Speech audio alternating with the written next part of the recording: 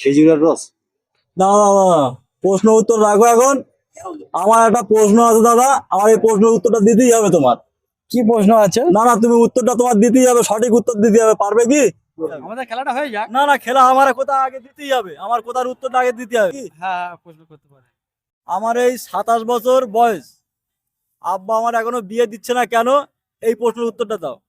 অডিয়েন্সের মাঝখানে এগুলো হয়? না না, আমার এই প্রশ্নের উত্তরটা দিতে হবে। আমার আব্বা যেন এই ভিডিওটা দেখে যেন বিয়েটা তাড়াতাড়ি দিয়ে দেয়। তুমি উত্তরটা ভালোভাবে দিয়ে দাও আমার। না, রাগ করো না দাদা, আমার খুব টেনশনে আছি আমি, তোমরা রাগ করো না। আমার উত্তরটা টেনশনে দাও। এই ব্যাপার নিয়ে খুব টেনশন। ভীষণ সামান্য tension ব্যাপার, আছে। না, না, সামান্য ব্যাপার। আচ্ছা আপনি বলেন না। আপনার বিয়ে দিচ্ছে না, 27 বছর বয়স হয়ে যাচ্ছে। 27 বছর বয়স হয়ে গেছে, আমার বন্ধুদের সব 16 বছর 17 বছর 18 বছরের মধ্যে সব বিয়ে হয়ে যাচ্ছে। আমার আব্বা আমার এই 27 বছর বয়স হয়ে গেছে, আমার জীবন তো 27টা বছর চলে গেছে, এখনো আমার বিয়ে দিচ্ছে না কেন? এটা একটু বলো। তোমার বিয়ে না দেওয়ার একটাই কারণ, আচ্ছা। খুব কৃপণ তোমার আব্বা, যাকে কৃপণ বলে। আচ্ছা আচ্ছা। বিয়ে দিতে গেলে একটা টাকার খরচা হয়, ওই জন্য বিয়ে দিচ্ছে না।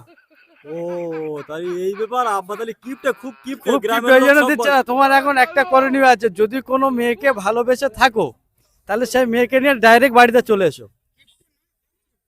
হার কিপটে, হার কিপটে দেখো, ও দাদা, এই জন্য দিচ্ছে না।